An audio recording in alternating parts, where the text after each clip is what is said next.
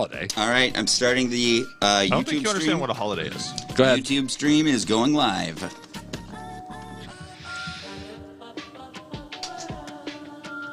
Okay, it's live.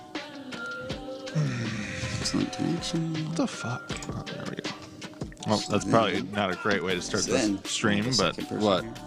just the good old WTF to kick us off. It wasn't me this week. It wasn't you this week. Yay!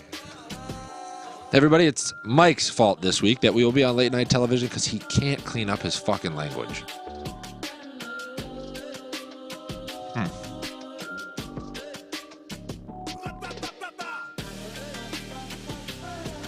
What did you say? We're up on Facebook? We are connecting right now. Okay. So, in fact, now it's live. Hey, to anyone who might be joining us, welcome to Glass Half Sports. We have a great show today. Good vibe in the room. One of the two men, I'll say, is in love. Can we not, like... And then the other one is I'm Nick. sorry, one of the three. And then the other one is Nick. That's right. Thank Love you. you, Samantha. Thank you. Yeah, that was actually shitty for me to say that no matter who it was about, right? Yep, just sticking everybody in a bad... The only one in a who's bad not spot. in love in this room, the voice you're hearing right now.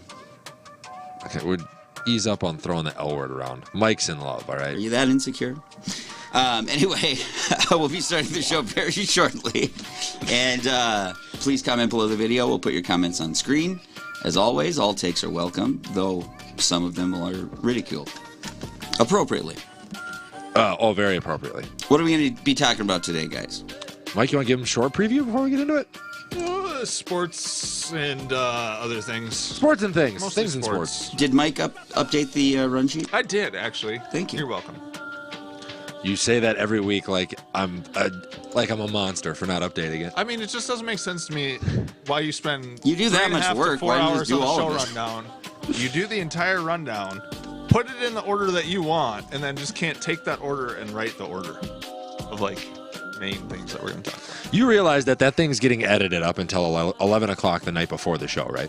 You realize it's getting edited until like 11:19 in the morning during the show, right? Jeez. I told him not to make me mad, Gabe, and he's not going to listen. Yeah. All right, guys. The show is Yeah. good to go whenever you guys want it. Mike, are you ready? Yeah, I guess. Gabe, are you ready in the back?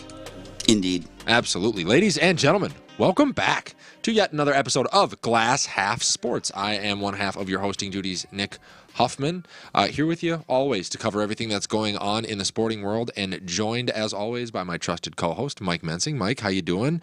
How are you coping with your playoff loss? I'm okay. Yeah, you didn't think I was going to bring that up, or I what? did not think you were going to bring that up. Definitely getting I brought thought up. you were a better friend than that. Obviously not. For those of you who want to know, Andover lost to Elk River in the section final. Who do you coach for? Andover. Okay. I'd be willing to bet pretty much any amount of money that Elk River wins the state. So Really?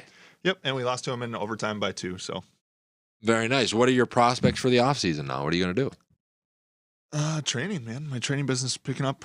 We have an indoor space actually this year for the first time in 5 years. You're going to go help all the quarterbacks in the state so that way they can beat Andover, huh? Kind of counterintuitive. They need a whole lot more than just me if they're going to beat Andover. Let's say that. Fair enough. Fair enough. Yeah, today, everybody, is November 10th, which has two areas of significance before we get any further into the show. The first of which, both of them actually of the birthday variety. Jerry, my stepdad, has his birthday today, so I want to wish him a very happy birthday. I know Mike spent some time with the man as well, so Happy birthday, Jerry. absolutely enjoy it. He said he woke up feeling no different because he hasn't aged a day since 34? he said he hasn't aged a day since 32 when I talked to him on the phone earlier today. So post the recipe somewhere. And the other birthday that is taking place today is the 247th birthday of the United States Marine Corps. For those of you that are unaware, Tun Tavern, Philadelphia, 1775, the Marine Corps was born. So it's a big old drunken holiday for all of us veterans out there, to everybody that I served with. Thank you, and to everybody that's serving now, keep fucking fighting. We appreciate you. I have one more. Yeah. It's my old man's birthday tomorrow. Oh, getting to it early. Yep. Absolutely. Happy birthday. But, well, I don't want to get to it late next week. Yeah, that would be bad. Yeah. So hopefully he bags a deer. I know he's going hunting, so hopefully he enjoys it. Yeah, Jared's out doing the same. Yep. So big buck birthdays, hopefully. Absolutely. Mike, what do we have for the people today? Yeah, as always, guys, we do have a big show for you today. We're going to talk about our Minnesota Sports Roundup. So Minnesota Vikings review of the Commanders game, preview of the Bills game coming up. Absolutely. We have our Wild Wolf Watch, which is getting tougher and tougher to continue to put on the run sheet. Yeah. We have a new segment that we're going to bring back after about a month. It's called What's More Likely. It's a fun one. It is a fun one. And then we have a brand new segment with new graphics that Gabe is super excited about. It's called Ghosts in the Graveyard. Yeah. A little nod back to our childhood games there. NFL key game preview. I think there's actually 2 this week. We're at 2 again this week. And then Sports Hot Corner 2. Well, I mean 3 because the Vikings game is always important, and then 2 others, right? Yeah, but we don't talk about the Vikings during key game preview. True. So does that make the Vikings a key game? Yes. Oh, okay. This week. And however. then, as always, you can find us on Instagram, TikTok, Facebook, Twitter, Spotify, YouTube, Patreon, and Twitch. Again, one comment. One comment. And we'll start actually gaming on our Twitch. And Mike's actually, we know he's not very fun. You guys don't get to see that Mike is ever really funny on the show. Get him in front of an Xbox. He's a pretty loose guy. It's fun to watch. All right. Sounds great. I guess so. With that. He's a pretty loose guy.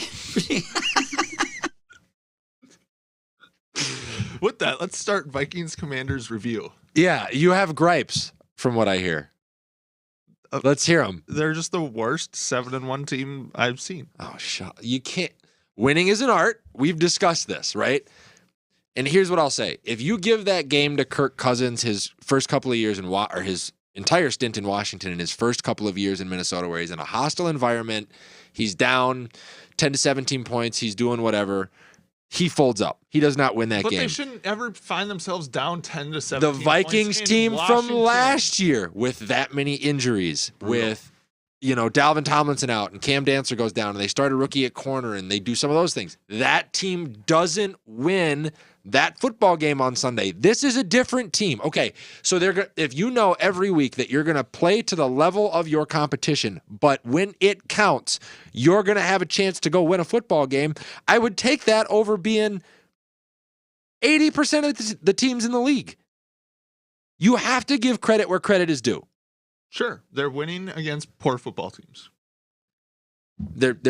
Okay, first of all, the Commanders, if we're going to put context on this, had a good matchup with the Vikings for one reason and one reason only. Where are their best players on their defensive front right now? Defensive line. Okay, interior or exterior?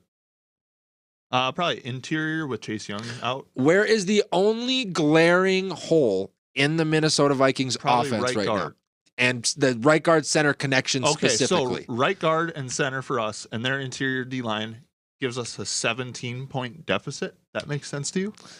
I'm just saying, so you get into these situations where the Vikings are people are attacking them with too high. They're not going to get the big explosives, but they are still finding ways to get them, like the deep ball to JJ you do against again too this high week. Is feed your running back, who is top 10 in the league in rushing. And How are you going to do that? Of attempts out of that top 10 list. How are you going to do that when you're experiencing? And this is what I was talking to somebody who I was watching the game with on Sunday. I told them what the Vikings are going to experience today is going to be something very similar to what we used to see them experience against the Chicago Bears. No matter how good the offense was when we played the Chicago Bears, whether Dalvin was rolling, Kirk was rolling, Adam Thielen, whoever. Because of the size in the interior of the offensive line, it's going to slow up our run game, and it's going to affect everything else. It was never the size in Chicago, though. It was the fact that they had Akeem Hicks, who was like one of the best nose guards in the league. Daron Payne is a top 5 interior defensive lineman in the league. Okay. And they lined him up over Garrett Bradbury all game. So go outside, run screens, do different things. I just wasn't impressed with the play calling. And I don't know, you go down 17. And then what do you do? You climb back. But and what was in what time frame? So is Washington a playoff team? To No. you? Okay, so you were down 3 scores to a team that's not even going to be in the playoffs. Okay. That's scary to me. Did the Bills lose to the Jets this week? They did. Are the Jets 6-2 and tied for the division lead? Yeah. Are we 4 games up? That's you. That is me. Oh. I just really quick Morning, Gavin. want to go through the Vikings road to 7-1. You really gonna try to irritate me this morning, aren't you? I just wanted us to take an objective look at how the Vikings have gotten to 7-1. That's 8 games through. That's roughly the halfway point, right? Yeah, let's see it. All right. So they beat the Packers week 1. Okay. When was the last time the Packers won on week 1? Probably never. 2018, I think. So they pretty much always lose week 1. Been a few years. Lost to the Eagles. Okay. Primetime game for Kirk. Yep. Beat the worst defense in NFL history in the Detroit Lions. Okay. And what did we beat them by? 3? Yep. Okay. Needed a double doink missed field goal to beat Andy Dalton and the New Orleans Saints. Oh, by the way, they didn't have Michael Thomas or Alvin Kamara that game either. Okay. Beat the Bears by 7 before Justin Fields decided to be good. Okay. Beat the Dolphins' third-string quarterback after Tua died. Okay. Beat Kyler Murray the day after Call of Duty came out. Needed the final 2 minutes to beat the Commanders by 3. Okay. That's how we have fallen to 7-1. So I don't. To me, there isn't like an impressive win there at all. Is there one? Is there an impressive win to you? And here's what I'll say. Is there an overall game? Have the Vikings put a game together? Just even beating the opponent. That's have the Vikings put a game together all year where they kicked off in the first and they went and the whistle blew in the fourth and I was like, yep, no. What I will say is the same thing I've been saying all season. What we have consistently seen is no matter what hole you put them in, no matter what situation they wind up in, outside of that Eagles game, no matter what the ball game looks like, quarters 1 through 3, in the fourth quarter of every single game, with a target painted on your back as one of the teams with the best records in the NFL, they come to play and they succeed. You go, all right, well, this would be it. If the Vikings we're going to get back into this, they need a touchdown right here. What do? They would go get that touchdown. Then the defense would come out and you'd say, well, it really doesn't matter if the defense gives up any points, and then they'll make a stop. Then our special teams will make a play. Then the offense is right back at it. You know what this reminds me of? And you're going to fucking kill me when I say it. What were the Kansas City Chiefs doing to everybody right before they went on their Super Bowl run? Down 24 points, down 30 points, down 17 points to teams that they shouldn't have been down to. But then they'd win by 24. And then the teams would run through a buzzsaw in the fourth quarter. The Vikings are doing no different. Really? You really just compared the Minnesota Vikings to the Chiefs when they won the Super Bowl? I sure did. That's so laughable. I'm not even going to give you a response on that. So Vikings did defeat the Commanders in Washington. Kirk's return to Washington. I know you want to talk about this. Kirko Chains. I like this man. Kirk's ripped up. I think Kirk's having a year. I have moved him inside my top 10 of quarterbacks in the league. Possibly inside my top 6. Top 7. I called it. I think he's going to have a really good month of November, and he's going to get MVP candidacy coming out. Kirko Chains. But I would still like to see more. I would too. With that, I have a question for you, and I want to get this on tape. If the Vikings go into Buffalo and get a win, can we get Kirko Chains in studio next week? If Josh Allen plays. Deal. Let's go. All right, fair enough. So tune in next week. You will want to see that. Same mistake again with the Timberwolves that I made. So if the Vikings lose, yeah. Let's see. What do I want to make you do? You got to go Aaron Rodgers, Con Air during the show.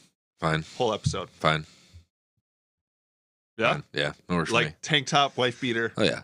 I'll do it. Fair enough. I'll do it. You've seen it here. All right, here we go. A little wager on the line for this Vikings week. Bills preview. Yeah, I want Josh Allen to play. Why? Listen, he's top 3 in the league, bro. If there are certain, and I think Gabe, you can this goes into the fight game as well. Every once in a while, you have to get into a situation where you attempt to get the rub, which is where you go up against an absolute juggernaut, and even if you get beat, you take something away from it that the next time that you step out on the field, the team is different. It's just better. Communication, understanding, they've done really great in management situations. I think the Vikings have the mental part of the game figured out. But I think if there's one thing that's going to be put on tape that will take them down a peg, it's noticing that physicality is probably our biggest weakness. Zadarius Smith and Danielle Hunter are very physical individuals. I'll give you that. But our offense is kind of finesse. You put us up against teams like the Commanders, or we're going to have to play the Colts here in a couple weeks, or Micah Parsons, or it's going to be. Are you just skipping right over the fact that the Bills are the best points against defense in the entire league? No, I'm saying, but in these situations, if you out physical the Vikings, you're going to get an easy dub.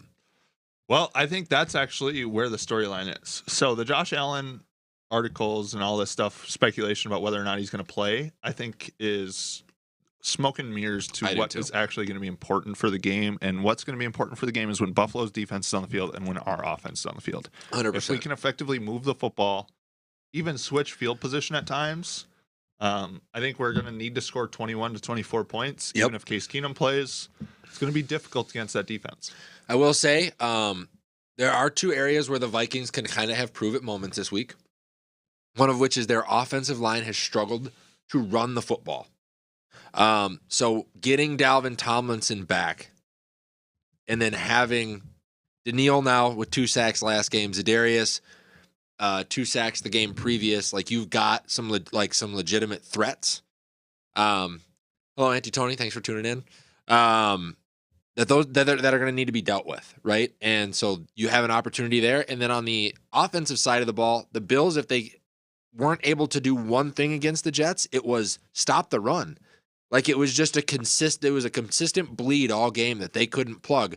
So can Bradbury and the rookie at right guard step up and allow us to run the football? Because when the Vikings run the football, you're going to get more JJ. You're going to get more Hawkinson. You're going to get more KJ. Typically, Bradbury and Ingram are more run blocking style.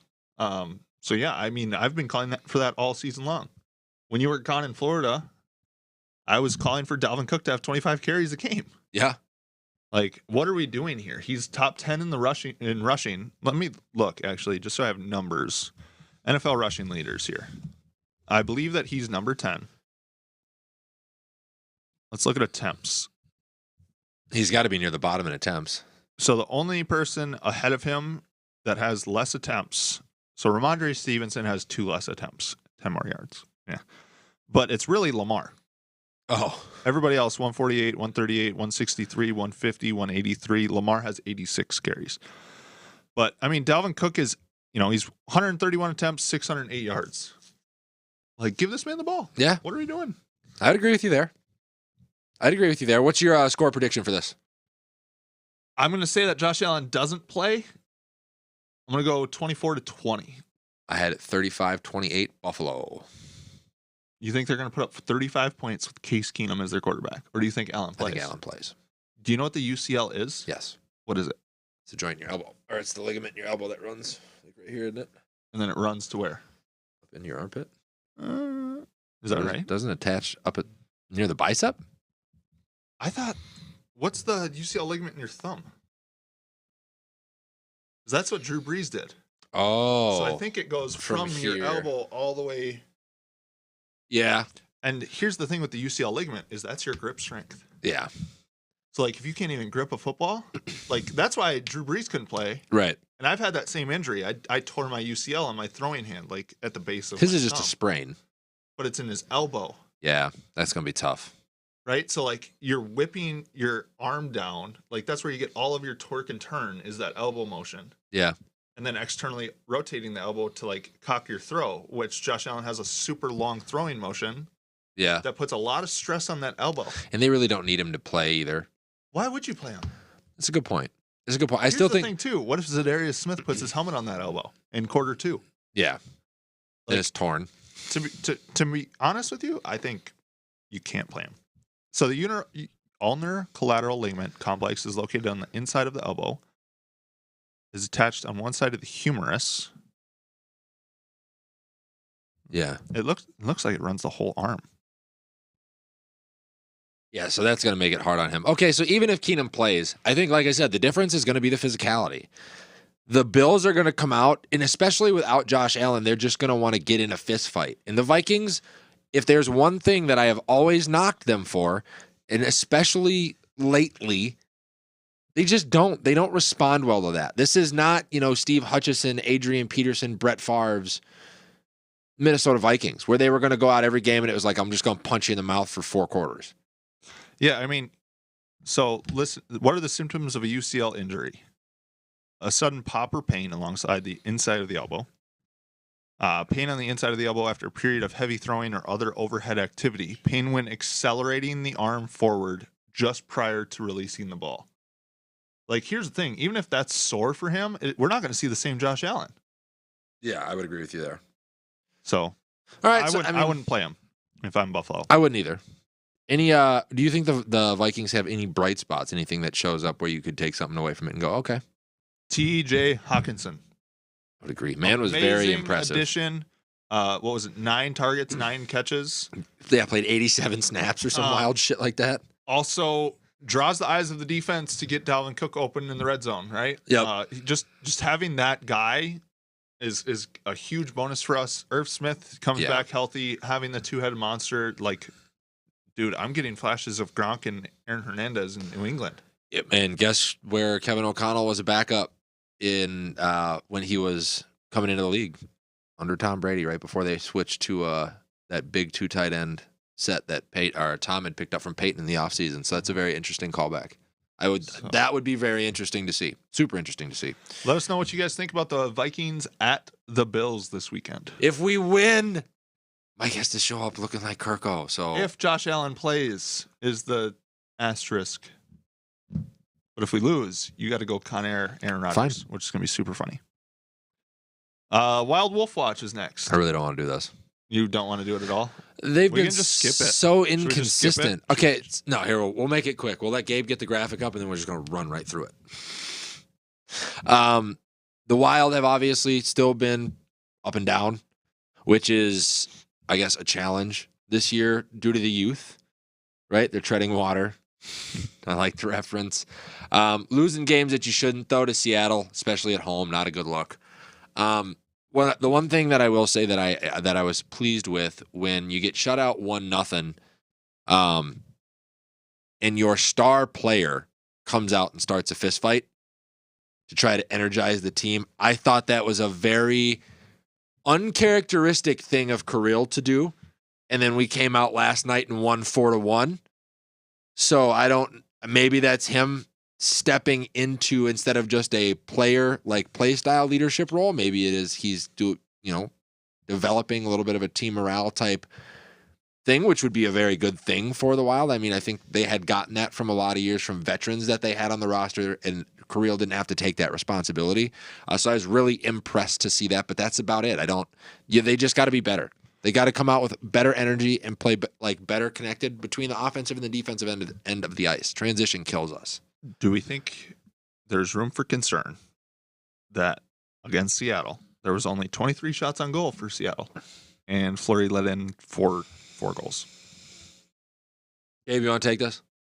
So in 2 games, Seattle and Los Angeles, Fleury faced 53 shots.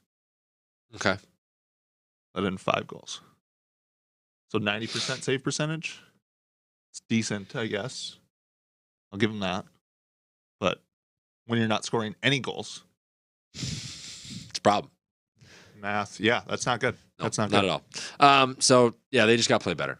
I don't have a whole lot I want to say on them up to this point. I'm not overly excited about them. You got to score more than the other team in order to win the game. Magic number for the Minnesota Wild is 2.5. I actually really like that. Yeah. Yep. Treading water 6-6-1 currently. Yippee. Looking forward to the week ahead. Get a rematch against the Kraken tomorrow night at 9 p.m. That's probably in Seattle with the late time start, I'm guessing, right? And then back at home Sunday night, hosting the Sharks. That should be a win. Yes. Thank you, Grammy. And then at Nashville on Tuesday. Tim Jackson says Vikings win. That's Tim, who's a Niners fan. Niners aren't all that great right now, according to Mike. Well, according to the power rankings, they're better than the Vikings.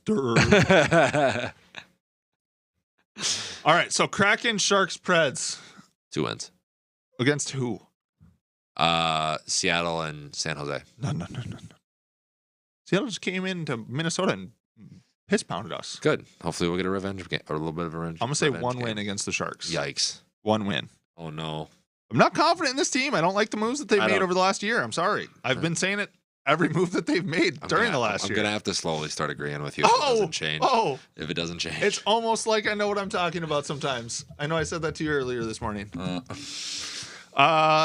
us know what you guys think about the current state of the Minnesota Wild. We'll throw this Gatorade bottle at you. Oh, geez. And then speaking of treading water, we have to switch back and talk about our Minnesota Timber Puppies because they are the Timber Puppies again. This has been so confusing to me because it's like every game I watch, the offense gets worse. Yep. It's like it, and that's just my honest observation. They're regressing offensively as a team.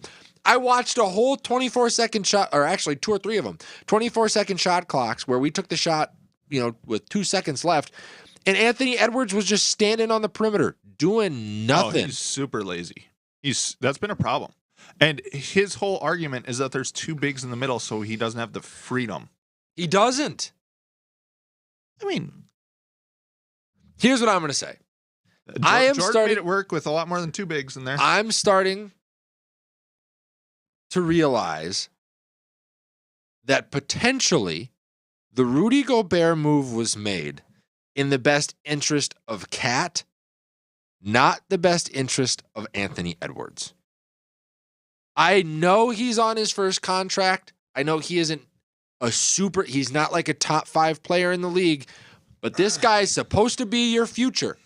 And if he has noticed, which he probably noticed before Gobert showed up, that, hey, this isn't in the best interest of how my game's currently built, and we did pretty fucking well last year, that's a problem. So here's the problem. Gobert was supposed to come in and do what? 2 things. Rim defend and rebound. Rim defend and rebound. So what should we be pretty good at? Limiting second chance points. Yep. Right? The Timberwolves are currently 2nd worst in the NBA in opponent points off second chance. 16.9. I'm telling you, sometimes it's about energy. And when we let go, and I said it when it happened, when we let go of Jared Vanderbilt and Pat Bev, it's like when the Twins got rid of Torrey Hunter. It's like when the Vikings got rid of Everson Griffin and Stephon Diggs.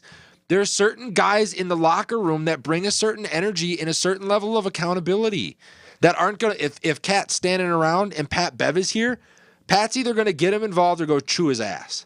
So here's the other red flag, is when you have 2 bigs on the floor, you can't get back in transition. You can't. And play the defense that Rudy Gobert is so well known for. Yeah. So the Wolves are actually 4th worst in the NBA opponent points off turnovers as well. Getting back if you turn the ball over in the offensive zone. We might need, and I'm calling this early, if this continues to go the way it's going, the Wolves are going to need or are going to be forced to look at moving either D'Lo or Cat to fix the offense. My idea, and it's been shot down by people who know basketball. Blake? I haven't even talked to Blake about this. I should talk to Blake about this. Did you find out anything on my triangle offense theory? I did not.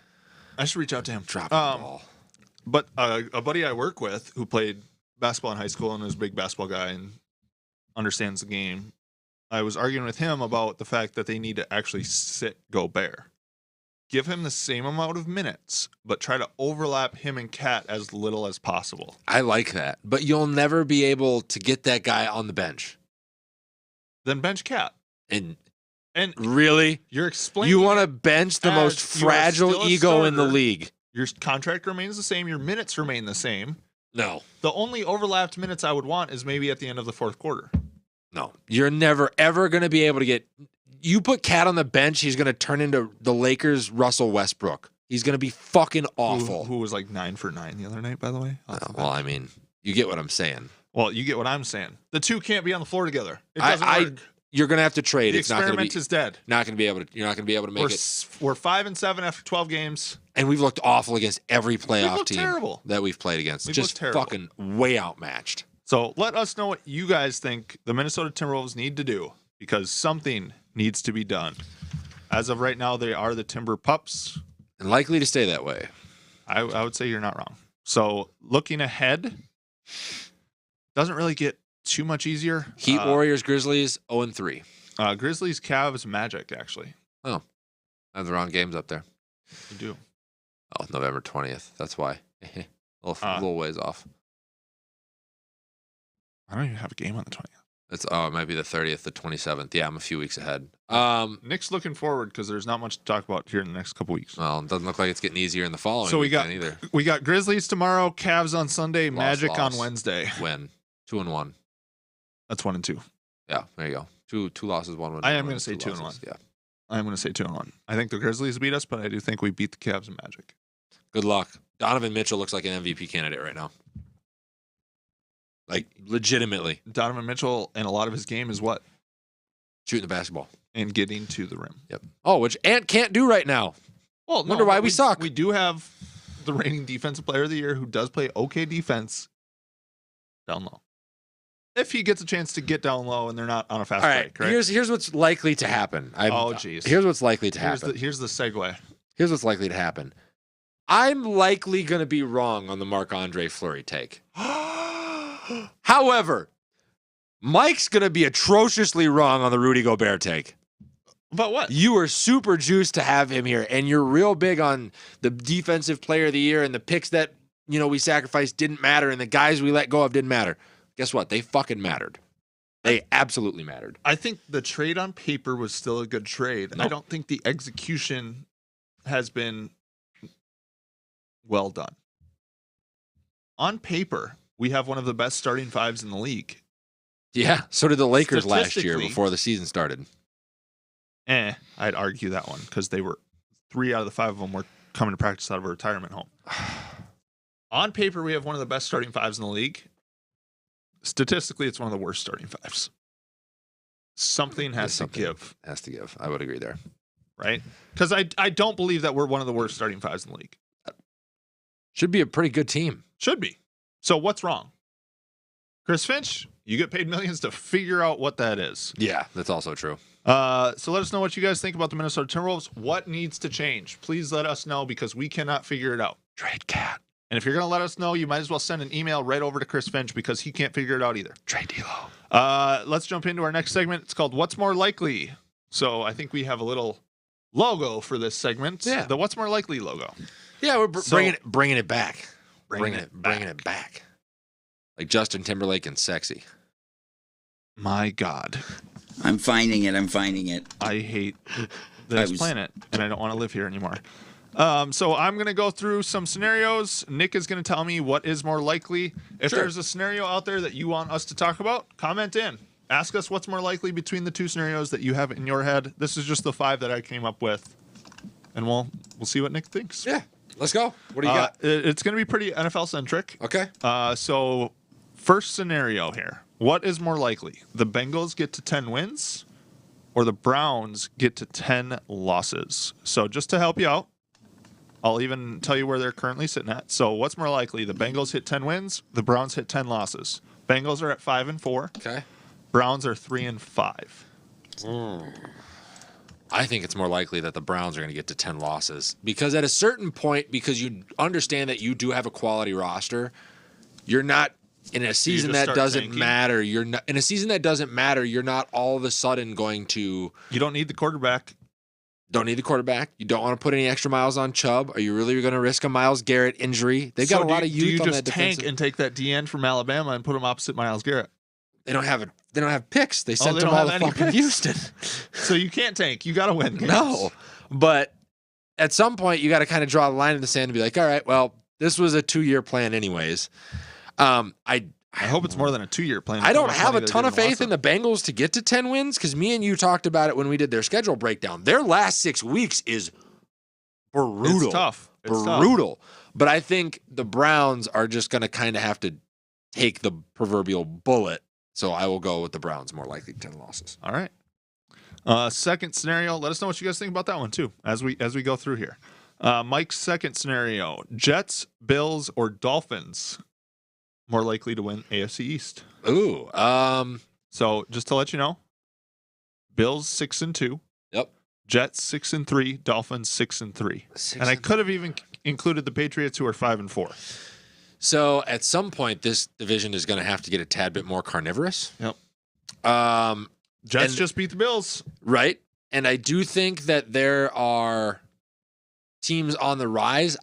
I think Buffalo is realizing this season that the window that they thought they had of 3-4 years is going to be a lot smaller. I think it's the Jets that came out of nowhere. The Dolphins we knew were going to be decent. Yep. Right. Patriots are always decent because they have one of the greatest head coaches of all time. Yeah. And that's the funniest part is the Patriots are sitting at 5-4. Isn't it ironic? Tom Brady just sucked all the talent out of that division for 20 years, and then he left, and the entire division was like, we actually know how to play football over here. Yeah. So the Patriots are 5-4, sitting in last place in the AFC East. The Buccaneers are 4-5, sitting in first place in the AFC or NFC South. So most likely team to come out on top, AFC East. Bills. They're still the most experienced team. They have the best quarterback. They do have it's a toss-up for me between a guy like Stephon Diggs and Tyreek Hill. I still enjoy their second. They have the best secondary in the league. The Jets probably are the second there. Like they're still like 1 or 2 in every category, where the rest of the teams in the division might be like 2, 4, 6. You know, like they're up there. They've got really strong points. They just don't have it all put together like the Bills have it put together. Sure. All right. So for the next one, we're actually going to look at the time frame for this question to be the end of next season. Okay. Jeff Saturday turns around the Colts, or Kenny Pickett turns around the Steelers. Which is more likely? Kenny Pickett to turn around the Steelers, and it's not even really a question. No faith in Jeff Saturday, man. No. And I know he had some fucking fiery words for the media at his press conference because he heard everybody on the internet go, "What the? Why?" Because when he got hired, extremely intelligent football mind and a great leader of men. Sounds like a great coach to me. Sure. That team's got a lot of other problems. Unless they don't have as many problems as people think, though. Their defense is decent. I agree. Their offense is decent. They're missing a quarterback. How is it that they have one of the most talented offensive lines in the league? Yep. And they still can't seem to block anybody? It's like, unless this is something like a Zimmer situation where Frank Wright had really worn out his welcome, betting on the Carson Wentz thing and like trying to get it right. And now it's just like a sour situation and they needed somebody fresh that the players can grab onto because the locker room is sour. Then I get it. I think it's... Kenny Pickett to turn around the Steelers. Listen, Najee Harris, Pickens, Deontay Johnson, they've got a hell of a decent defense when TJ Watt is healthy, Minkah Fitzpatrick. They got all the guys on defense that they need. They're in a division that's going to be, because it's so competitive, they'll be in it every year. Moving forward, Pickett might just need a little bit more experience. I could see them starting the season next year like 4-1 and everybody being like, oh, well, they added a little bit to the offensive line and they drafted a corner and nobody is surprised. If the Colts manage to turn around and go 4-1 next year, to start the season, just give Jeff Saturday the Coach of the Year award now. Okay. We're getting towards the end here. Patriots finished. So what is more likely? Patriots finish with a better record than the Bucks and miss the playoffs. Okay. Or Tom Brady wins another ring this year. Ooh. It's a good one, right? Man, and the Patriots are... So the Patriots I like could some of the pieces that finish they like have. 10-7 and miss the playoffs. I think, but they've got to run through their own division one more time, and I think some of those teams have separated, especially with the Jets being alive now. I think they still have yet to square off with the Jets, the Bills, and the Dolphins one more time. And there's no way that they've got cupcake games. They've got the games. Jets this week. Yeah, no, there's no way that they have a cupcake schedule throughout the rest of this either. Do you want to know their remaining schedule? I have it in front of me. That's all right. I think it's likely that they finish with a better record than the Buccaneers and they miss the playoffs. All right. And then the fifth scenario and last one. It's a little bit out there. What's more likely? Tom Brady plays another season. Jesus. Which is pretty unlikely. Yeah. But here's another unlikely thing. The Packers continue their ways of Hall of Fame quarterback play, and Jordan Love is a Hall of Famer. It's more likely that Tom Brady plays another year in the NFL. I fucking hope so. Here's the thing, which is also pretty unlikely. You know what I've noticed, by the way, and I don't want to stick on this too long, so we can keep moving here. Tom Brady and Aaron Rodgers are both suffering from the same thing right now. Tom Brady came to the podium this week and started talking about, well, we're having a lot of missed assignments. That sounded very Aaron Rodgers to me. Yelling at guys on the side. They are similar in the fact that they will take some of the blame, but never and then what they should. The majority of it. Yes. Yeah. I don't know if it's because Tom spent a lot of time in the offseason hanging out with Aaron for these matches that they do or whatever, but I don't think they like each other though. Like I think they understand they can make money off of each other. I get it, but listen, they're struggling from the same thing, and it's uncharacteristic of Tom to be that guy. Yeah, I think we've seen an uncharacteristic Tom because he's distracted. Yeah. This is the first time in his entire career you've seen a distracted Tom Brady. Yeah.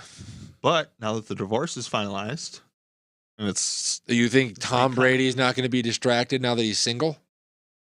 I think the distraction is different. Dealing with kids in a divorce is a little bit different. Tom Brady does not get pussy during the fucking season. He doesn't? I would bet you he does now. That's why Gisele's gone. That's why Gisele's gone. Yes. Because she has to go celibate for 8 months while Brady's in season. Well, yes, Antonio Brown is available. Antonio Brown is available. All right. He's made that very aware. Let us know what you guys thought of our What's More Likely segment, and if you have any What's More Likely scenarios that you want us to talk through. Yeah. We got to go for a walk through the graveyard now. We do. Well, I mean, this one's quick, but I did want to get to it just because we got to start pronouncing some NFL teams dead. I mean, it's a little early. As we trim the herd, a little early, but let's start. Yeah, let's. We got to trim the hedges a little bit. Trimming the hedges a little bit. So, me and Mike are just going to run through a couple of teams here, give you a couple reasons. And I'll have the standings in front of me. You know, a couple of break it down. Yeah, a couple of things that are, maybe had gone wrong with the team, and then what they might be able to look forward to for next year. And we can start with the Detroit Lions. Yeah, it's the defense. The defense is just so bad that they'll score 35 points and lose 35-38. Yeah. Like it's not sustainable. They're sitting at 2-6 right now. The team leading the division has 7 wins. They're 5 games back. Yeah. There's not much hope with 9 games left to play. No, especially after you just traded away your top weapon on offense. That offense is only going to regress. I really don't know why they did that. I'm loving it as a Vikings fan. Yeah. Wow. And I also think that there's a little bit to be said here about how much longer can Dan Campbell put on the same shtick while losing continuously before players start to go, all right, fucking enough. And they go, we got to find somebody that's a little bit, and put like an adult in the room, because what's coming for Detroit is they're going to move off Jared Goff. So he's just like the teenager riling up all the little kids? Yeah, and just trying to get them. Dan Campbell would be the world's greatest Pop Warner coach. Wow. Just fuck you, Dan Campbell, I guess, huh? Yeah. Jesus. I don't think it's him at all. I think he has a talentless roster. He's putting up 35 points a game with Jared Goff, Nicholas. You can't have Jared Goff. He's got a Pro Bowl receiver. He's when healthy, got a Pro Amon-Ra St. Brown. This would be his first Pro Bowl season. Yeah, but he is very evidently a Pro Bowl receiver. They have very above average. He has developed a Pro Bowl receiver. Yeah, because he was a nobody when he came out. Sure. Okay. Who else do they have? You've got a great. I like their offensive line. Their offensive line is decent but young. DeAndre Swift, when healthy, pretty good. Yeah. Javonte Williams, even in a backup role right now, is a top 3 backup. Okay, again, in the league. You're going back to the issue that you have Jared Goff as your quarterback, and then you have no defense. But here's what's coming: Name 2 defensive players in Detroit. Josh Okogie and Steve Hutchinson. Josh Okogie plays basketball. Not the guy from Ohio State, Jeff Okudah, and the Hutchinson kid. Nowhere near what he was supposed to be with his. He's played really well this year. I'm just saying. And Aiden Hutchinson. But this is what I'm talking about. As these guys mature, you're gonna have to put an adult in the room with them. You can't have it be Dan Campbell, because what's gonna come next is going to be not Jared Goff, who is an adult in his own right, and is probably why the defense looks as good as, or the offense looks as good as it does. You're gonna have to move off his massive contract, get a young quarterback, attach him to a very, not stoic, but like steady hand at the head coaching position and then spend money on the defense. Dan Campbell's not built to run a team like that. You just said Jared Goff is an adult and Dan Campbell isn't, so I'm going to just move on. Let us know what you guys think about the Detroit Lions being declared dead. The Bears. The Bears are the next team up. They are dead. I don't care how good Justin Fields looks when it doesn't matter, much like an Ohio State game in the second half. It's all padded stats at this point with zero substance. Well, plus, I mean, let's look at who they traded away during the trade deadline, right? Roquan Smith, traded away Robert Quinn. And they added Chase Claypool. Sometimes you can get subtraction by addition. Yeah.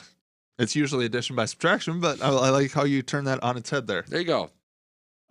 Just not a good football team. No. Not a good coaching staff. No. Not a good front office. No. Horrible front office. I have zero faith in Ryan Poles. And Matt Eberflus, his strength was what? Defense. And then he let all of his top weapons on defense walk. And on offense, got nobody to surround his young quarterback.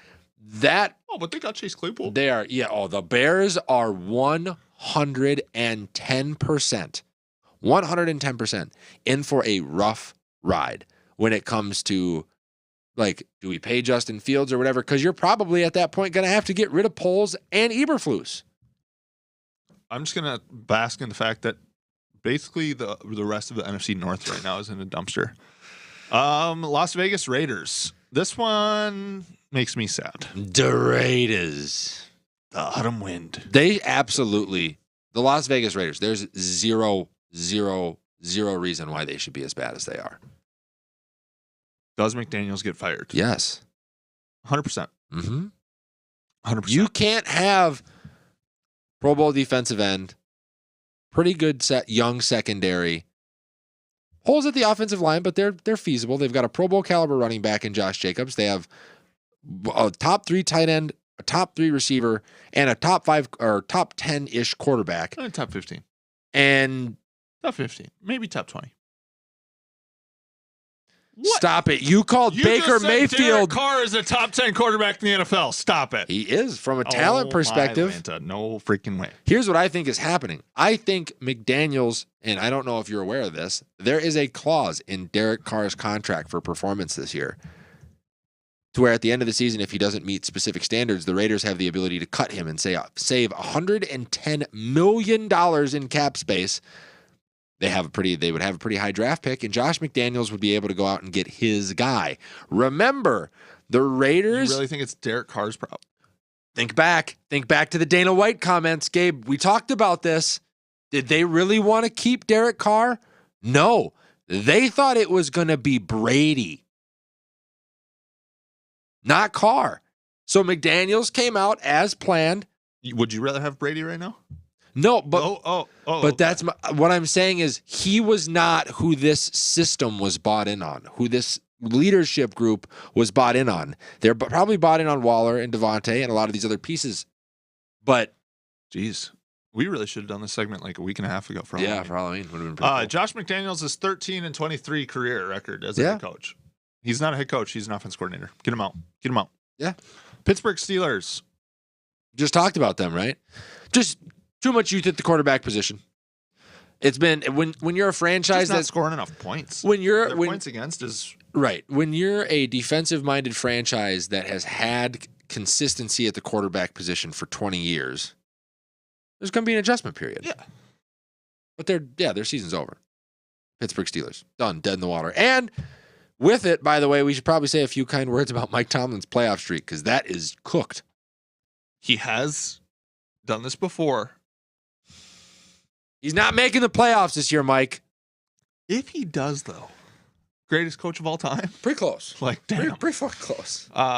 Houston Texans are the last one, and we could have declared them dead week 1 because Davis Mills is not the guy. Okay. First of all, trash. Get off my boy Dougie Mills. All right. Davis Mills, based on how he played last year, I don't believe what is going on in Houston this year is his fault. Listen. Based on what's going on this year, I don't believe that last year was his fault. No. I'm saying what's happened based on how he played last year, what he had proven, you can't stick 100% of the blame on him this year for the lack of performance. Statistically, he had an offensive-minded head coach that they got rid of and brought in a defensive-minded guy in Lovie Smith. They also had Brandon Cooks heavily involved as a top weapon in the offense, having never had less than 1,000 receiving yards in his entire career, had been with like 5 or 6 different teams, all 1,000-yard receivers or 1,000-yard years minimum.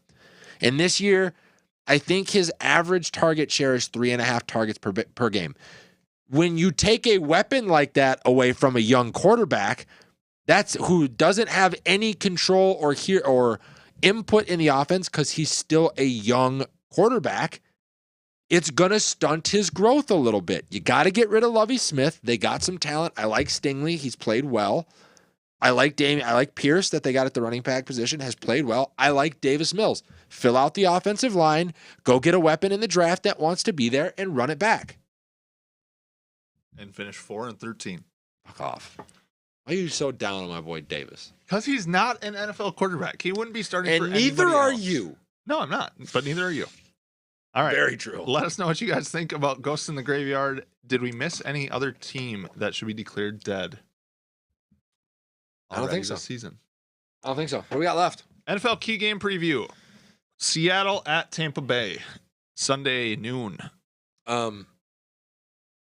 Seattle is cooking. That they are. And Tampa is sputtering.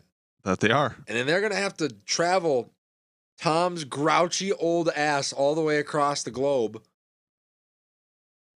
I'm taking Seattle in this game. I think the physicality that they'll display. It's Seahawks.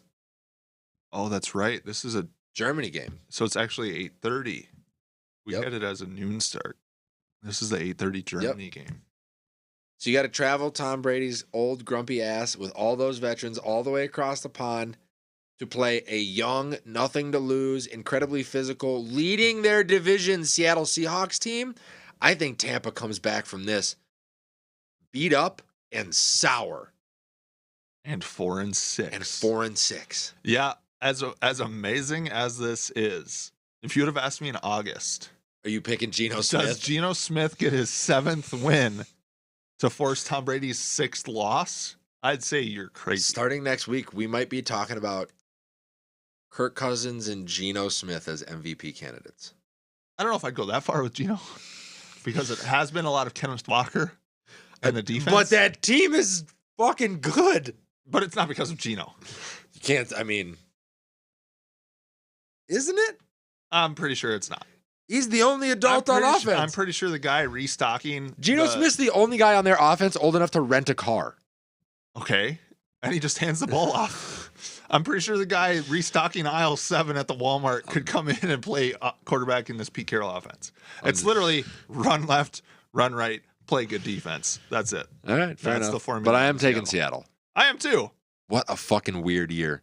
But freaking Daryl, the cart restocker guy from Target, could do the same as Geno Smith. All right, what's the other one? Chargers. I was about to say Clippers because it's LAC. Los Angeles Chargers. Sorry. Are you good? I'm good. At San Francisco. Nice. It's the second set of brothers that'll actually be playing each other this week. Dalvin plays his little brother in Buffalo, and Nick and Joey get to play each other. Who wins? This is like splitting hairs, isn't it?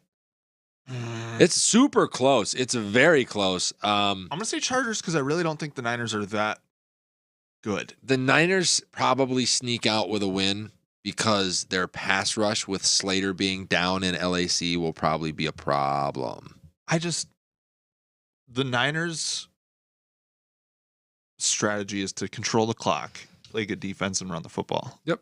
If the Chargers can score quickly a couple times. Their safety plays so good right now. I'm just looking at the offensive firepower that the Chargers have, though. Yeah, but still without Keenan Allen. Mike Williams is inconsistent. I'm going to say Chargers by 3. I'm going to go Niners by 10. Oh, geez. I know Tim Jackson is agreeing with me. Niners by 10, Tim. I'm on your side. All right. Let us know what you guys think about the NFL key games this week. Seattle at Tampa Bay, but really in Germany. And then Chargers at San Francisco. That's a long road trip. Yeah. Sports Hot Corner is going to be our last segment of the day. Gabe, are you ready to chime in a little bit here? Yes. Let him produce. Remember, he can't multitask. Yes, he can't do graphics and talk, Mike. We went over this last week. You got to stop putting so much on the man's plate. So, thank you, Nick. You're welcome. I'm here for you. UFC 281. Okay. Bender versus Piera. Alex Piera. Interesting matchup. Izzy clears out the division twice. Guy kind of gets cupcake fights to boost his UFC highlight package and marches into the octagon with a vastly different set of rules in a matchup that we don't see. You're frozen. And a matchup that we don't see. Yeah, in a matchup that we do not see very often, which is kickboxer versus kickboxer. It's always kickboxer versus Muay Thai or kickboxer versus, grappler or boxer, or you don't often get to see two kickboxers go up against each other, especially both of them of length and very unique striking styles. Alex Piera, double champ over in Glory. Israel Adesanya, only 2 losses since he was like 18, come to the same guy. One via decision, one via knockout. So, first of all, Gabe, what kind of fight do you think we're going to get here? I think this fucker's for real. I do too. I actually think it's very weird because normally I'd say this is a hype show. This is something they've done for fucking ages, right? Where like you go, okay, this guy's kicking everyone's ass. There's nothing we can do. Might as well just, exhume a ghost from the past. And then that will, that's how we'll take him on, I guess, right? Yeah. And it's like, I don't know. No, I think this one is legit. I think that Izzy, I can't even say why I necessarily think this or have seen this, but it's like, I think he takes it very seriously. He takes it super personally. Like deathly serious. Yes, yeah. I would agree with you there. I'm excited because I actually think we're going to get the exchanges that make Izzy so great in this fight. Pierre has walked in there twice and beat him up in the ring, not the octagon. Obviously, very different set of rules, right? But I know that when it becomes hand to hand, he's not going to just freeze up like a lot of the guys that stand in that cage with him. And so it's going to create a very, very, very interesting matchup. I'm going to go with Izzy. Yeah, and also here's the thing is that what's weird in modern MMA is that it seems like the gym is starting to like matter. Like, people's like their legend, what they're doing 100%, in the gym. 100%. And he absolutely has that. Like City that kickboxing is turning just absolute units out. They've got Volkanovski, they've got Dan Hooker, they've got Stylebender, they've got a couple of other fighters on the way up. Like they've got some and Izzy. I mean, crushers. What the fuck, right? The two best guys in the game, you could say. Absolutely. But it's the thing is, like I think Izzy's in trouble in a way because he used to know him in kickboxing. He had his number there, but it's like Izzy's not some fucking great wrestler. Well, he doesn't have those skills necessarily, or at least we haven't seen him. I was going to say, but if somebody has had to sharpen that area of his toolbox more consistently, most recently, and for a longer period of time, all of those things go to Adesanya, because where Piera has been, it's not even an option, right? Where Izzy has been, it is an option, so you do have to train for it. It is something, especially like when he was taking on guys like Whitaker, who had great ground and pound. Stuff in the takedown and stuff is something that he became very proficient at. The only time I've ever seen him struggle is when he couldn't get Jan off of him. But he even stuffed Jan 2 or 3 times in that fight when he was fighting at 205. So all of that to me goes to Izzy. All of it. I just look at the experience, right? Is it Piera or Pereira? Pereira. Okay, Pereira. Yeah. We have it spelled wrong on the sheet. 35-year-old Pereira has been a full-time MMA competitor for a little bit more than a year. Yep. He was a kickboxer beforehand. Correct. It's to me, that's too one-dimensional for the UFC. Yeah. And Izzy's just going to... I don't even think it's going to be close. Do either of you guys have a little brother? Mike? Okay. Bad example. Fuck, bad example. You've met my little brother. I know that. I'm trying to make a point here, okay, gentlemen? Go ahead and make the point. The point is, have you ever beat someone up? Yeah. And then you fight them again? Are you worried that you can't beat them up? Like, no, because you have a psychological fucking... advantage. A huge one. I am now worried. And that person who has it, you know, that... where they're underneath you, they're feeling that too. This fucking guy's beating me up every time. It tightens you up. It's not good for fighting. And I mean, everything you're saying is right. Izzy should have sort of an advantage, but I mean, it's not like he's using those things. He's the best striker in the UFC. Yeah. And that's what he's coming to do. And guess what? We're going to get a banger. We're going to get a banger. What I'll say off that, Gabe, is sometimes when you know you're David instead of Goliath, sometimes you come out with a little bit different attitude, knowing like he doesn't think he's David. I'm probably gonna go night here, but I'm just gonna. No, I think we're gonna get a fucking classic. Like Izzy has been searching for kind of like his stamp on, like he's done everything he wants to do at 185, but he really hasn't had that fucking delivery, right? Like the one that you'd be like, yep, greatest fucking middleweight of all time, right? Do you guys realize the pressure on him in this fight? Oh, that's massive. Because if he wins, they're just going to go, yeah, the guy's been fighting UFC for a year. They're just going to dismiss all of it. Yeah, but guess what? There's nobody left for him to fight. The only other fight that would even remotely make sense, and it would be a year away at this point, would be Khamzat. Nickel's coming. How does Pereira get a title fight being 6-1 in the UFC? Because Adesanya literally cleared the division out twice. And he's beat everybody in the division twice. So it's not the fact that Pereira is ready the fight. It's the fact that he's ready. It's because there's nobody else left. He had 2 good wins. Yeah. Like 2 really solid wins. Okay. And there is video evidence of him being the only guy that has stopped Izzy in the last fucking 10 years. Sure. And his 2 wins are Khamzat level impressive. Yes. He fucking... It was quick. Those Who were they against? Do you remember? Sean Strickland was the last one, and he blanked the fuck out of Sean Strickland. Okay. Remember the other ones? I don't remember the first one at all. No worries. But he's got, I mean... They were both quick knockouts. He throws a fucking piston, man. Like, those things are so stiff and you know... Yeah. I don't know. Alrighty. He's got that thing. Well, let us know what you guys think about UFC 281, some other fights on that card. I know that I'm actually going to be watching the Michael Chandler fight. Oh, hell yeah. Come here. You feeling okay? Yeah. Matt has made me kind of a fan of his. Really? Yeah. I like Michael Chandler, too. I really... He won me over. He's your fighter's favorite fighter. You know he's going to get fucking... He's going to either steamroll somebody or he's getting steamrolled. Well, what I like about him, fight. too, is like, I feel like he is there with not a whole lot of God-given talent, but just a ton of effort. Work. Ton of effort. He is one of the hardest workers in the UFC. In my the guy can do a backflip. I mean, it's not like he's got no guy. He doesn't strike me as a natural striker, though. Like, how much of a backflip is just pure strength and explosiveness and being in the gym 8 hours a day like he is? Yeah, I think like I can't do a backflip. If Michael I have no God-given ability, but you're also not in the gym 8 hours a day, Gabe. True. Sorry. If Chandler had focused on just wrestling, I believe he probably would have been like an Olympic level wrestler. Yeah. However, you stand him up and you make him start throwing kicks and punches, and he just looks a little weird. Yeah.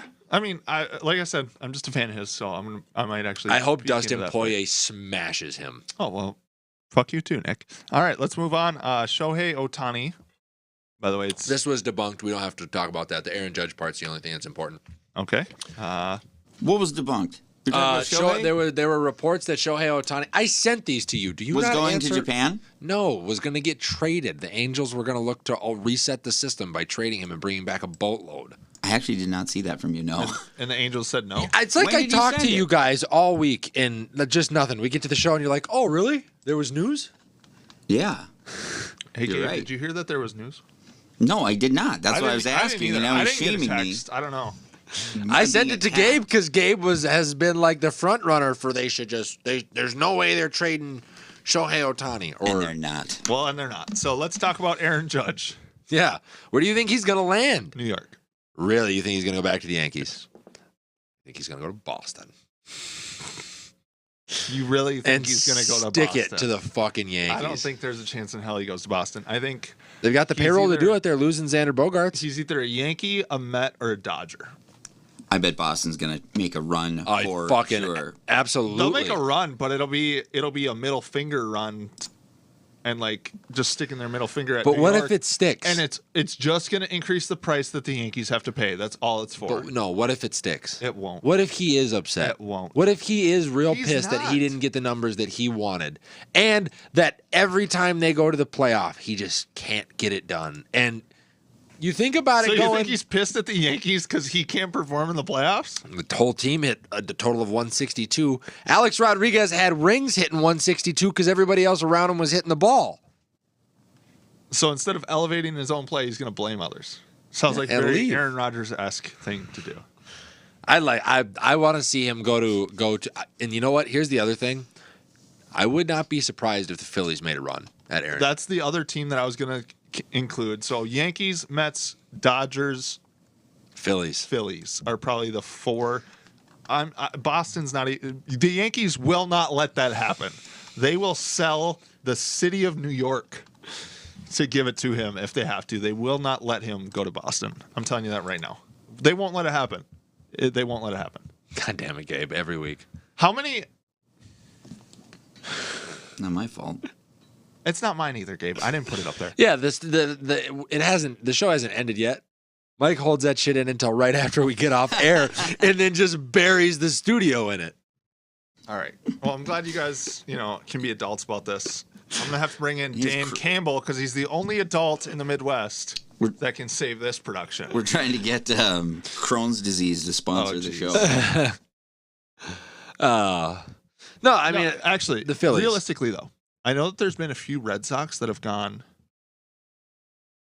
to the Yankees. Mm-hmm. Johnny Damon comes to mind. Mm-hmm. How many Yankees have gone to the Red Sox? Like next to none. Clemens was Red Sox, 2 Yankees. Yeah. How many guys have gone from the Yankees to the Red Sox? Not very many. That's why I'm saying he could be the first. I don't think it's going to happen. What is this? Oh, that's just the top 4 free agents. Huh. Aaron Judge, Carlos Correa, I believe it's Trey Turner, and Xander Bogaerts. So the Twins might actually get the number 1,234th best free agent. So that actually kind of applies to Twins baseball too. Nice. Correa, do we know where he's going? Not Doesn't Minnesota. fucking matter. Not Minnesota. All right. Sports Hot Corner is going to finish up. So rude. Let's just not talk about it then. Let's not. Screw that Gabe's guy. like, genuine question. Can we learn a little bit about Carlos Correa on this sports show? Me and Mike are like, fuck off. I don't care about Carlos Correa because he came in, he basically robbed the poll ads, in my opinion, because he did not play to the level that he needed Wasn't to play. him. We all know it was Scott Boras. Scott Boras robbed the poll ads because he robs every MLB Scott owner. Boras didn't step into the batter's box once this year. Carlos Correa didn't play up to the amount that we were paying him. I was going to say, Carlos Correa didn't do a whole lot of stepping into anything this year. Well, kind of my point. Thanks for agreeing with me. You're welcome. But because Take all the steam right out of the argument. because that was the one time that poll ads have actually opened their pocketbooks and then they got burned for it, They won't it's not do it going to again. happen again. Yep. It's not going to happen again. So fuck Carlos Correa and fuck Scott Boras. Is there a free agent that the Twins have said we're targeting yet that you've seen? Yeah. How about Xander Bogaerts? You know the guy. Rondon probably Well, coming no, out that year with San Francisco. wasn't there. Rodon, Carlos Oh, Rodon. yeah. I thought there was a bidding war. Nick, you didn't hear about this at all? Mm-mm.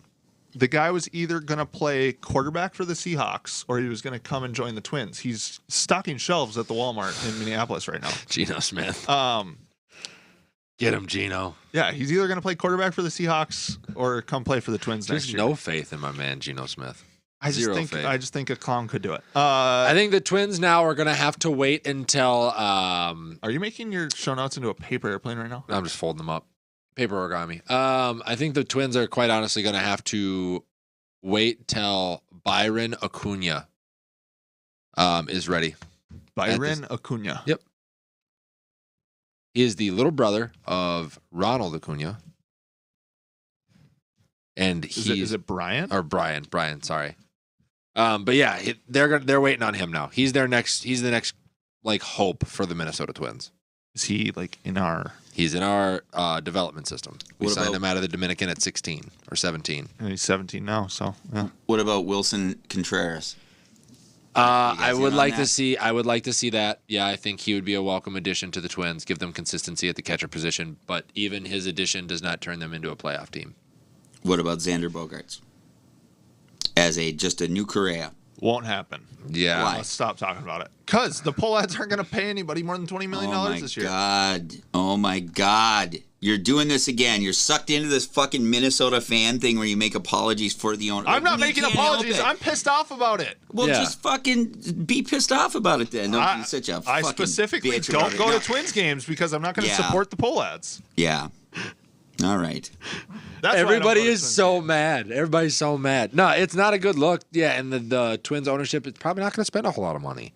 They're going to get right back to that number that they're used to being And at. I'm telling you, I legitimately think Twins fans need to boycott going to the stadium next year. You know, I think that's happening on its own. I really do too. When they I would can't not. show You us know what? games. At what point are we just going to start wondering if this is like a bad remake of the Major League movie where they're like, yeah, we're going to sell all of our best players and we're going to move the team to fucking Florida.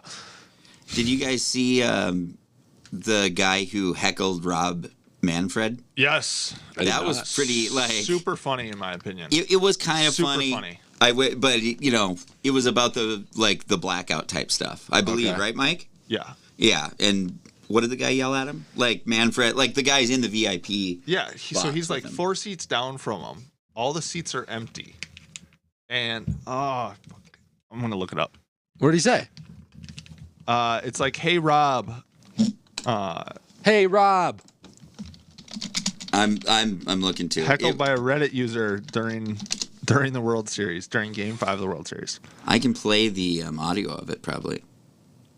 I just want to know what he said. I didn't even hear about this. I'm in the box next to Rob Manfred at the World Series tonight. I'll scream the top comment at Here it him is. tonight. Ready? I'm gonna play it. Yep. You'll get the youth by yeah.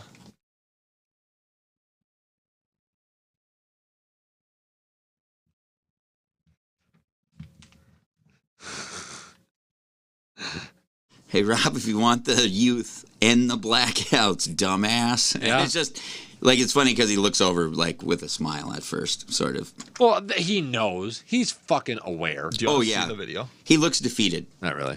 He doesn't look, whatever, even angered by the guy's comments. No. Yeah. Baseball is corrupt. Yeah, he looks totally unfazed. But the way he looks over when the guy's like, "Hey Rob," he's like, "Hey, you want to talk to me?" And he's Yeah. like, someone recognized me. Nobody's wanted to talk to me for the last fucking 5 years. and then he rips him. Honestly, it reminds me. I kind of love this whole like telling people that think that they're better than the normal people that they're not. I love it. Like, I actually think That's why Mike doesn't like. That's why you're picking it up from Gabe. Gabe has ego checked every great that has ever lived. okay. Goddamn right. Well, I actually think from what I've seen, I'm definitely not a fan of this guy, but something else to look into.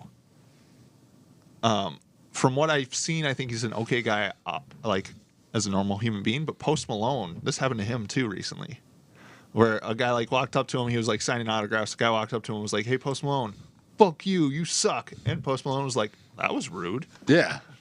Like, I just thought the response to it was just great. Well, your response will tell you everything that you need to know, right? Oh, Yeah. and it was like he was just like, "That was rude." Yeah. And like I felt so bad for Post Malone at that point. I was like, "Oh, poor guy just needs a hug."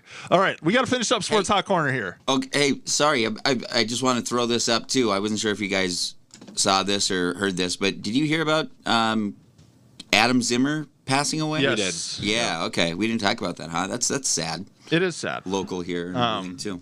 did- Mike Zimmer's son. Didn't hear how. I believe his latest role was he was like an offensive analyst for Cincinnati, but he was based in Minnesota still. So I don't know if he was breaking down film. I don't know Yeah. what he's doing. or what he was doing. That's but- my read on it. Yeah. And it sounds like there might have been an alcohol issue or something that he was struggling with. Or Yeah. something like that. So Yeah, I don't want to speak ill of the dead. Yeah, so I'm and really I No. don't want. I don't want to speculate either. So Okay, who's going to speak ill of the dead? Yeah. Yeah. It's a news story. the that I'm Zimmer reading. family, just that name probably just doesn't resonate with a whole lot of Minnesota Vikings fans. Right. I was gonna say when you watch your dad drive a great team into the fucking tank, it would force me to drink too. Okay. See? Oh, See, Jesus we left it open for him. All right, let's finish up. Hot You Corner. left it Hey, there. let's finish up Hot Corner before we get canceled. Commanders are for sale, and Frank Reich got fired. We kind of talked about the Jeff Saturday thing already, right? Like, part of me feels like Frank Reich is currently going through what Reich like was the Third Reich. Fitting. Jesus Christ. You're pushing the cancellation here. What? We will not see you next week. It's spelt the same. He's going through that locker room's going through the same thing that the Vikings went through last year with Zimmer. I don't think so. Disconnected from their coach because something isn't right. Or Reich. There's just something that happened, or there was a situation. It could have been the way that they lost to Jacksonville last year. It could have been his commitment to Carson Wentz. It could have been who he opted to go out and get this year. Is? Who? Jim Irsay. You're handcuffing this man with over the hill, end of their career quarterbacks. How about develop the one that he drafted? Who? Sam Ehlinger? Yeah. In the 5th round? Yeah. Okay, Nick. If you think Sam Ehlinger is the future of your franchise, go ahead and draft Davis Mills because that's along the same line of thinking. Oh, could they both be Hall of Famers? No, they won't. Neither of them will. Jesus. And the Commanders are for sale, which thank the Lord. Partial sale, you Dan think? Snyder out of the NFL. You think it's going to be a partial into sale? A prison cell. You think it's going to be a partial sale? I hope it's the whole thing. I don't. That's going to be terrible tough. Team. Very. Terrible stadium. Decent fans, actually. Yeah. Terrible owner. Very. Good GM too. I like. Isn't that Andrew Berry the guy that's over there? Yes. Yeah. Yeah. The Snyder thing for me was just more of like, all right, well. Is it going to be a full sale? Garbage human being. Yes. Is it going to be a full sale, or are they going to bring in a female minority as a minority owner to help fucking corporate wash this thing and just make her the face and let him still kick his feet up and earn all of his NFL money? That's the question now. So just to show you how terrible of a human being Dan Snyder is. And there's plenty of things that we can pull from, right? Mm-hmm. So Dan Snyder wanted 140 trees cut down behind his house that are part of a national park, right? And it got done. And then basically what happened was, let's see. So that's what it was. So like the guy from the National Park Service that was fighting it because he was cutting down hundreds of trees in a national park was basically demoted and then faced disciplinary charges because he was trying to fight Dan Snyder. Just a bad guy. Oh, he's a terrible guy and he's got his hands in a lot of pockets. We need to get rid of Dan Snyder. Yeah, Dan Snyder. Somebody just bye-bye. Somebody put Dan Snyder in a FedEx box and ship him somewhere else. Gabe, I'm charging you with getting rid of Dan Snyder. Did you see how I said the FedEx box? Because it was FedEx Field. Yeah, I did. Smart. Yeah. All right. Remember, guys, I said you don't get to see Mike be funny much on this show. Great example. With that, we'll lead you out. As always, you can find us on Twitter, Instagram, Facebook, TikTok, Spotify, YouTube, and Twitch with a comment. And Twitch with one comment. One comment, and we'll get on Twitch. And then you can also find us on cable in the Minneapolis, St. Paul, Twin Cities area on MCN 6 if you're outside of that area and you want to catch us on cable. Roku app. Yeah. For the win. MCN 6. As always, thanks everybody for joining us for another great episode of Sports Talk. We will be back with y'all next Thursday, but go ahead and just put it on your calendar now. No episode on Thanksgiving. Oh. Yeah. So you will have to watch a rerun. Maybe me and Mike will try to cram in a little extra content for you guys next week as we take a little bit longer look at everything. We will break down the UFC 281 card. We will figure out whether or not the Vikings are a real threat as they square off against an incredibly talented team this week. And then we will also see if the Minnesota Wild and the Minnesota Timberwolves can pull their heads out of the proverbial asses. Timber pups. Yep, whatever you want to call them. As always, until next time, take care, stay safe, have fun.